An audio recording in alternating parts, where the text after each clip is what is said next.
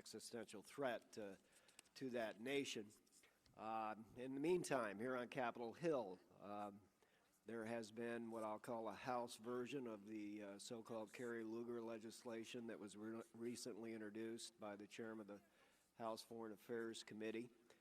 I think it's fair to say that unlike its Senate counterpart, this particular bill calls for what can be fairly described as heavy limitations and conditions on U.S. security assistance to Pakistan. Some have expressed concern that I share, that this proposal as currently drafted is disrespectful of Pakistan's sovereignty and would unnecessarily constrain the Department of Defense amidst what is fairly described as an already fluid and dynamic situation in Pakistan. We're also in the process of scrubbing the President's fiscal year 2009 wartime emergency supplemental request, which includes coalition support funds to reimburse partner nations such as Pakistan for their efforts in the war on terrorism. And this measure also provides a new authority and funding stream called the Pakistani Counterinsurgency Capability Fund, or PCCF, which is a tool very ably designed, in my judgment, to improve the capacity and capabilities of Pakistan's security forces to deny safe haven and defeat al-Qaeda, Taliban, and other extremist groups within the Pakistan territory. Given all these events, as I noted, this committee is rightly focused on Pakistan and the challenges before us. I would just refer everyone who has some strange interest in my comments of the past week, where we outline my support of the President's strategic direction for Pakistan and some of the questions and challenges that I hope we can explore that lie ahead. With that, Mr. Chairman, as I said, let's get to the testimony, and I will again welcome our panelists here today, and I look forward to their comments. I yield back. Thank you so much. The Honorable Michelle Flournoy, would you please lead off? And again, I know we're asking a lot of you to, in your testimony before us, but it's always so helpful. We welcome you back. Thank you, Mr. Chairman and Congressman McHugh. It is good to be back and see you again. And thank you for inviting us here today. I'm glad to have the chance to discuss efforts to strengthen the U.S.-Pakistan military partnership, which is a vital component of the administration's Afghanistan-Pakistan strategy.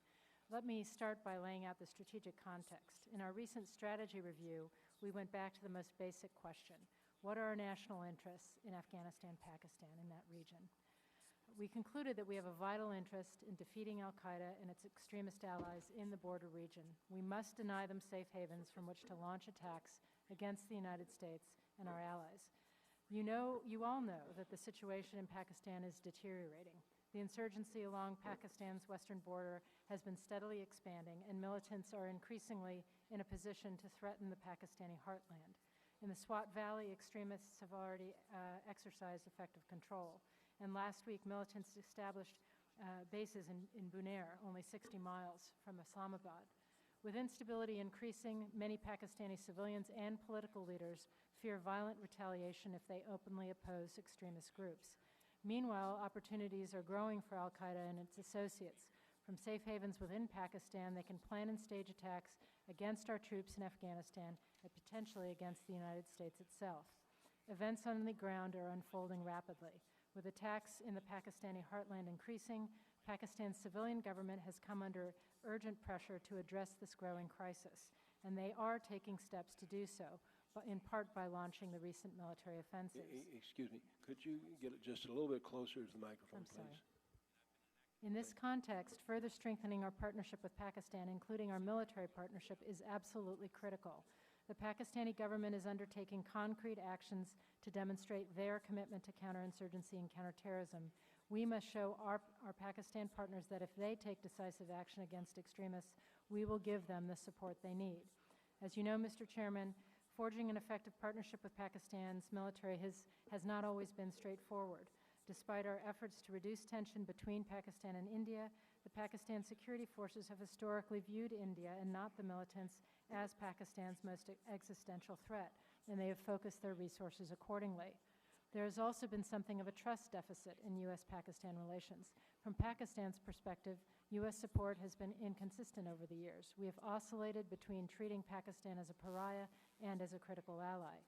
There is mistrust on our side, too. After years of investment in Pakistan's military, we have seen some progress in countering violent extremism, but we have also seen many setbacks. Forging an effective military partnership with Pakistan has also been hampered by a relative lack of counterinsurgency capabilities on the Pakistan side.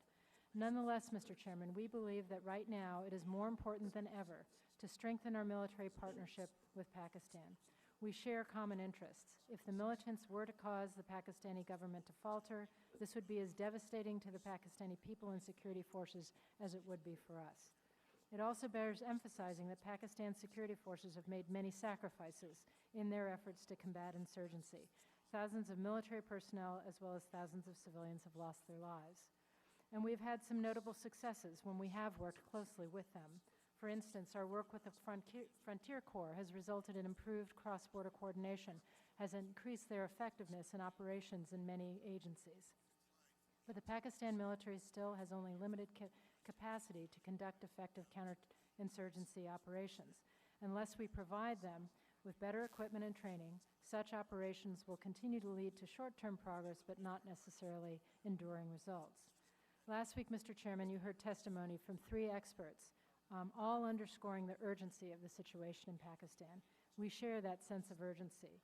It is vital that we act now to provide Pakistan with the capabilities they so critically need. The proposed